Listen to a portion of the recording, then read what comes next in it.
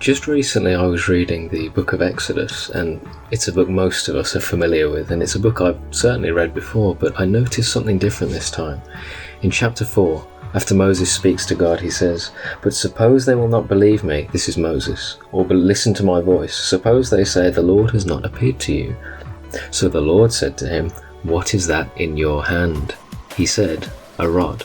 And of course, when you read on, you see Moses throws down this rod and it turns into a serpent, and God uses this rod as a miraculous sign, as part of his plans for his people. And then later in verse 20 of chapter 4, it says, "Then Moses took his wife and his sons and set them on a donkey, and he returned to the land of Egypt. And Moses took," notice this, "the rod of God in his hand." See, that was just a rod, it was just a piece of wood. It was nothing remarkable.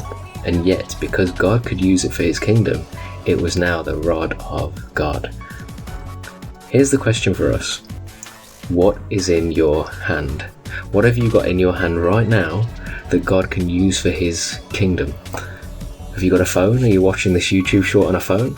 Well, you can use it for the kingdom. You've got a camera, you've got an internet connection. Preach the gospel. Have you got a mouth? Go out and spread the word. Have you got an abundance of goods that you can share? Go and bless someone. You know, God uses the smallest, weakest, most trivial things. They're trivial to us, but God uses them. So the question today is, what's in your hand? Use it for the Lord.